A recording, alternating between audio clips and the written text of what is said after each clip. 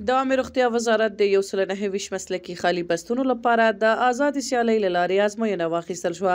اداري اصلاحاتو او ملکي خدمتونو ادارې په بیلابیلو طبي څانګو کې 243 په شرایطو برابرو کسانو څخه ازموینه واخیستل شوه.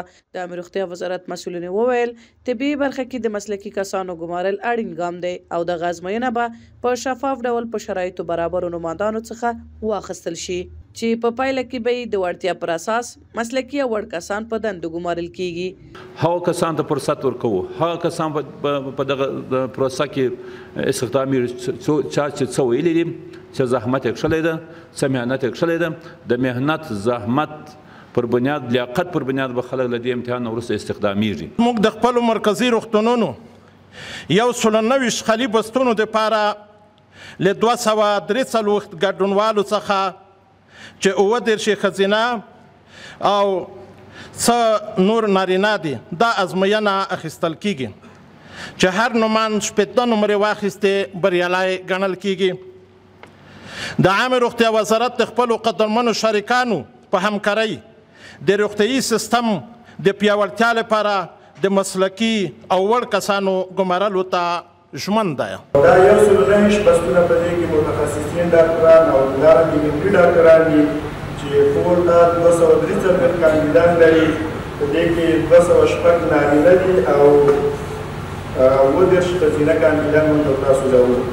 هر هغه څوک چې کامیاب لایق وي د چوکۍ مستحق دي هغه به انشاءالله خپل ځان په عمل کې وګوري. نو په دې کې به د چا واسطه او د چا سره په دې کې خپلواکي کیږي. مسؤلینو همدارنګه د یادې ازموینې د بشپړې روڼتیا ډاډ څرګند کړ او ویل چې عامه روغتیا وزارت د روغتیايي سیستم پیاوړتیا او معیاري خدمتونو وړاندې کولو په موخه ژمن دی چې د روغتیا برخه کې وړ او مسلکي کسان وګماري ترڅو ټول هیوادوالو ته غوره خدمات وړاندې شي.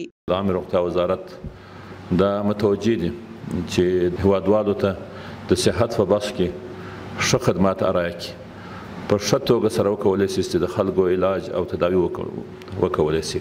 نو یو مثال همدا ده چې نن له اصلاحات اداري له لارې د آزاد رقابت له لارې د ډاکټرانو صاحبانو او متخصصینو امتحان اخیستل کیږي. او کوم ډاکټر صاحبان چې په دې امتحان کې کامیاب شي د افغانستان په مرکز کې 22 ثالثي روغتونونه موږ لرو. دا هغه روغتونونه دي چې ثالثي خدمات دلته وړاندې کیږي. د کلیو نه د ولسوالیو نه او د ولایتونو نه هغه مریضان کابل ته راځي، مرکزي روغتونونو ته راځي. نو د مریضانو امید دغه ثالثي روغتونونو ته وي.